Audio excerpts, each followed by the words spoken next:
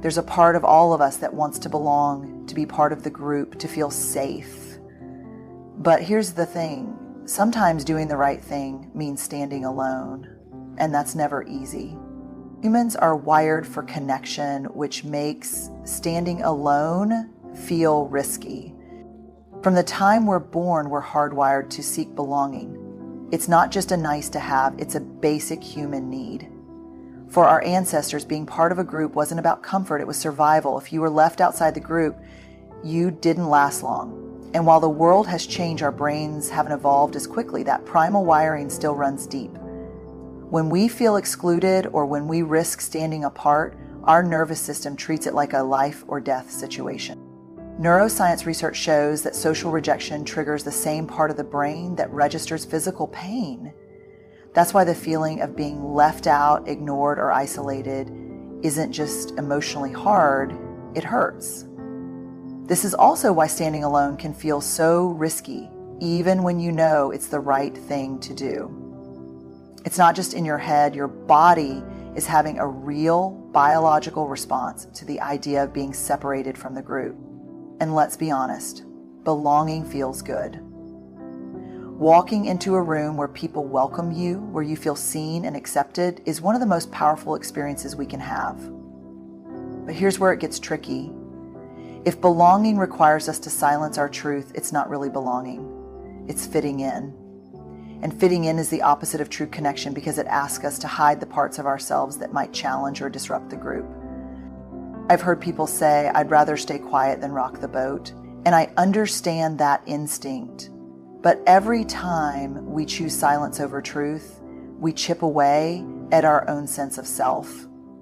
And the irony is, the people we're trying so hard to fit in with, they're probably carrying the same fears. The need to belong is universal, but so is the tension of wanting to be true to yourself. What I've learned is this: the need for connection is real, but so is the need for authenticity. And the moments when those two things are in conflict, that's where courage comes in. Courage is being willing to stand alone, even when your whole body is telling you it's safer to blend in. Because if belonging costs you your voice, it's not belonging, it's betrayal. And nothing will erode your self-trust faster than betraying who you are just to be accepted. So yes, humans are wired for connection, but you were never meant to lose yourself in the process. The cost of betraying yourself is higher than the discomfort of standing alone. I think most of us have been in that moment where we feel the pull, speak up or stay quiet, be honest or go along. And in those moments, it can feel like silence is the safer option. It's easier in the short term to avoid the awkwardness, the tension, or the fear of being judged. But here's what I know for sure. Every time we betray what we know to be true just to avoid discomfort, there's a price. And that price is always higher than we realize in the moment. Research on moral courage tells us that people who stand up for their beliefs, especially in difficult situations, often experience immediate stress. It feels hard because it is hard. But over time, those same people report higher levels of self-respect, emotional resilience, and a stronger sense of integrity. On the flip side, the people who consistently silence themselves to avoid conflict don't walk away unscathed. What they gain in temporary ease, they lose in long-term self-trust. And once you start chipping away at your self-trust, it's hard to stop. I once had a conversation with someone who told me, I don't even recognize myself anymore. I've spent so much time making sure everyone else is comfortable that I've forgotten how to be honest about what I want and believe. That's the slow erosion that happens when we make a habit of betraying ourselves. And here's the truth. The discomfort of standing alone is real, but it's temporary. The pain of abandoning yourself, that lingers. And let's be clear, this isn't about being confrontational for the sake of it. It's about living in a way that aligns with your values. There will be moments when speaking up is uncomfortable. You might lose approval, you might lose relationships. But the question is, are you willing to lose yourself just to hold on to those things? Because the world doesn't need more people who blend in at the expense of their truth. It needs people who are willing to stand in their integrity Even when it's hard, even when they stand alone, courage shows up in small, everyday moments. When we think about courage, it's easy to picture the big dramatic moments, whistleblowers exposing corruption, people marching for justice, someone standing up to a crowd, and yes, those moments matter. But the truth is, courage usually shows up in the small, everyday decisions that no one else sees. It's choosing to have the hard conversation instead of avoiding it. It's saying no when every part of you wants to say yes just to keep the peace. It's holding a boundary when it would be easier and more comfortable to let it slide. And these moments, they add up. Research on behavioral integrity tells us that when our actions align with our values, we experience greater psychological well-being and stronger self-respect. But the reverse is also true. When we consistently abandon what we know to be right, even in small ways, it chips away at our sense of self. Most of us aren't undone by one major decision. It's the accumulation of small compromises that erodes our integrity over time. I've had people tell me, I'll speak up when it really matters, as if courage is something we can just summon on demand, but it doesn't work like that. Courage is a practice. If we're unwilling to be brave in the small moments, when the stakes feel low, we're not going to suddenly find that bravery when everything is on the line. And the truth is, those small moments do matter. They're the ones that shape who we are and how we show up in the world. And here's the other thing. Courage isn't always loud. It's not always a big speech or a bold declaration. Sometimes it's as quiet as saying, I disagree, or I'm not okay with this. And sometimes it's choosing not to go along with something, whether anyone else notices or not. It doesn't have to be public to be powerful. If you wait for the big moment to be courageous, you'll miss the hundreds of small chances to practice it every day. And every time you choose to align your actions with your values, even when it's uncomfortable, you're building the muscle you'll need for those bigger moments. Because courage isn't something you either have or don't have. It's something you choose over and over again. When one person speaks up, others are more likely to follow. There's something powerful that happens when one person is willing to break the silence. It doesn't matter if it's a meeting, a family dinner, or a classroom. When someone is brave enough to say, this doesn't feel right, or I see this differently, it shifts the energy in the room. You can almost feel it. The silence breaks, and suddenly others who were holding back feel like they have permission to speak to. Social psychologists call this the bystander effect. It's the idea that the more people who are present, the less likely anyone is to act. Not because people don't care, but because everyone assumes someone else will step in. But there's another side to that research. When one person has the courage to take action, it dramatically increases the likelihood that others will do the same. That first voice gives others a sense of safety. It says, you're not alone. I've had conversations with people who assume that if no one else is speaking up, maybe it's not a big deal. But here's what I've learned. Silence is rarely about agreement. More often, it's about fear. People stay quiet because they don't want to be judged or because they're waiting for someone else to go first. And if you're thinking, why does it have to be me? Trust me, you're not the only one. Everyone else is asking the same question. The truth is, courage is contagious. I've seen it again and again. When one person takes a stand, it gives others the courage to do the same. And it doesn't always take a speech or a big gesture. Sometimes it's a simple question. Are we sure this is the right thing? Or has anyone considered another perspective? That small act of bravery can open the door for others to step forward. And here's the thing. When you're the first to speak up, it might feel like you're standing alone, but you're rarely as alone as you think. There are almost always others who are thinking the same thing, but don't know how to say it. Your voice can be the one that breaks through the hesitation and makes space for other voices to join. And once that happens, everything starts to change. The fear of judgment drives social conformity. If you've ever held back from sharing your opinion or going against the crowd, you're not alone. That fear of judgment, the worry that people will think less of us if we stand out or speak up, is one of the most powerful forces shaping human behavior. It's not just a personality quirk, it's biological.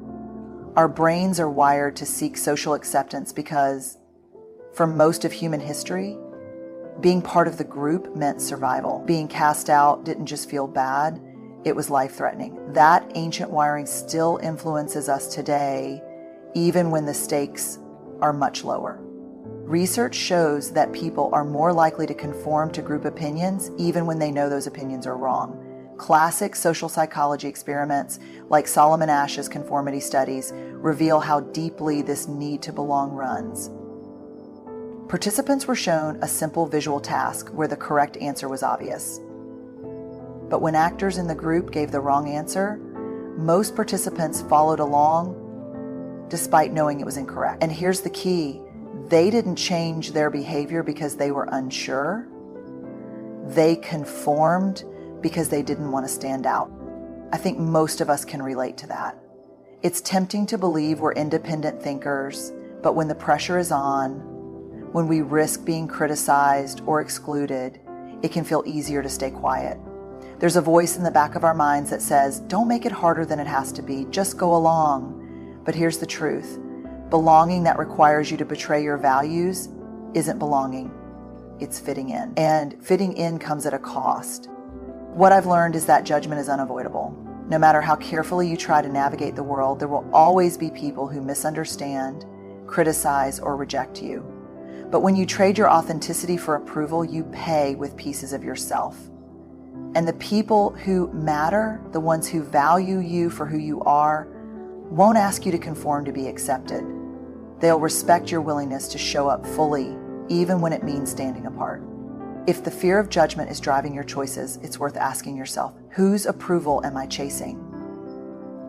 And am I willing to lose myself to get it? Being true to yourself means accepting that not everyone will understand or agree with you. One of the hardest truths to accept is that when you choose to live authentically, when you stop filtering yourself to meet other people's expectations, some people won't understand and some won't agree. It's uncomfortable because most of us want to be liked. We want to feel seen and accepted. That's human. But if you shape your identity around the approval of others, you give away your power. You lose the ability to decide who you are because you've outsourced it to the opinions of people who may never truly know you. And here's the thing: disagreement isn't always rejection. Sometimes people push back because your willingness to be real confronts their fear of doing the same. I've learned that when you live in a way that honors your values, it can be unsettling for those who aren't ready to face their own. Your courage might make other people uncomfortable, but that doesn't mean you're wrong. It just means you're living in a way that's honest. There's a myth that says if you're doing the right thing, if you're being authentic, the people around you will cheer you on. But the truth is, living authentically often means disrupting the status quo. You may lose relationships, you may be misunderstood, but the alternative is abandoning yourself, and that's a price no amount of approval is worth paying. So what I've seen time and again is that the people who truly care about you, who love you for who you are, not who they want you to be, will respect your honesty even when they don't agree. And the people who demand that you shrink or change to be worthy of their acceptance, those relationships are built on conditions, not connection. When you stop trying to make everyone else comfortable, you create space for the relationships that are real. And while you may not be understood by everyone, the freedom of being fully yourself is always worth it. Courage isn't the absence of fear, it's choosing to act despite it. A lot of people think that being courageous means not being afraid, but that's not how it works. Courage and fear are not opposites, they exist side by side. Every act of real courage I've ever seen or experienced has fear sitting right next to it. The difference is that courageous people don't let fear drive their decisions. They feel the fear, acknowledge it, and still choose to move forward. Neuroscience tells us that fear is an automatic response. It's designed to protect us. When we sense a threat, whether it's physical danger or the emotional risk of being judged, our brain reacts the same way. It triggers that fight, flight, or freeze response. And while that's helpful if we're facing real danger, it's not always helpful when the threat is simply being vulnerable or speaking up. The brain can't distinguish between a lion chasing you and the risk of saying something unpopular in a meeting. Fear shows up either way. But here's the truth. Fear isn't a sign that you're doing something wrong. Often it's a sign that you're doing something that matters. And the people who consistently choose courage aren't immune to fear. They've just learned how to work with it. They don't wait for the fear to disappear before they act, because if they did, they'd never take that first step. What I've learned is that the most courageous people aren't fearless. They're willing to be afraid and do it anyway. And the more you practice facing fear, the more resilient you become. Each time you choose courage, you teach yourself that you can handle discomfort, that you can survive uncertainty, and that your values matter more than your fear. So the next time fear shows up, and it will, don't wait for it to go away. Instead, ask yourself, what's more important, my fear or my integrity? Because the moments that define us are almost always the ones where we choose to be brave, even when every part of us wants to back down. Standing alone isn't about being against others. It's about being for yourself. When you choose to stand alone, it's easy for people to misinterpret your intentions. They might assume you're being difficult, rebellious, or even judgmental. But standing alone isn't about pushing against everyone else. It's about standing for who you are and what you believe. There's a huge difference between being combative and being clear. And clarity, knowing what matters to you and being willing to live by it, is one of the most powerful forms of self-respect. I've heard people say, I don't want to cause trouble, as if speaking their truth is inherently disruptive. But the reality is, when you betray yourself to keep the peace, the cost isn't external, it's internal. You start to lose trust in your own voice. And over time, that silence doesn't protect you, it diminishes you. Being for yourself means having the courage to say, this is who I am, this is what I believe. And even if no one else stands with me, I'm not going to abandon myself. It's not about needing to be right all the time. It's about being grounded in your values, even when it's uncomfortable. And here's the thing, when you're clear about who you are, you can engage with others without feeling threatened. You don't have to convince everyone to agree with you, because your worth isn't tied to their approval. You can listen openly, hold space for different perspectives, and still honor your truth. What I've learned is that the people who are most rooted in their values are also the ones who are the most compassionate. Because when you're secure in yourself, you don't need to tear others down. You can stand firm without building walls. And when you live from that place, when you choose to be for yourself, you create the kind of life where integrity isn't just something you talk about. It's something you live.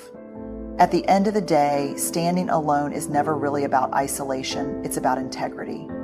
It's about the willingness to live in a way that reflects who you are, even when it's hard, even when it's lonely, and even when no one else understands. Because the truth is, if you abandon yourself to fit in, no amount of approval will ever fill the space where your authenticity belongs. Choosing to stand alone doesn't mean you don't value connection. In fact, it's the opposite. The strongest, most meaningful relationships are built when you show up fully, without pretending, without shrinking. And the people who deserve a place in your life will respect you for it. They may not always agree with you, but they will value your honesty and your courage. And the best part, when you stand in your truth, you give others permission to do the same. You won't always get it right. There will be times when you feel the weight of that choice, when the easier path would be to stay quiet, go along, or disappear into the crowd. But those moments are where courage lives. Not in the absence of fear, but in the decision to choose yourself, even when it's hard. So when you face that choice, when the world asks you to trade your truth for comfort, I hope you remember this. You are worthy of being seen exactly as you are. Your voice matters, your values matter, and no one else can decide who you are. That's your job.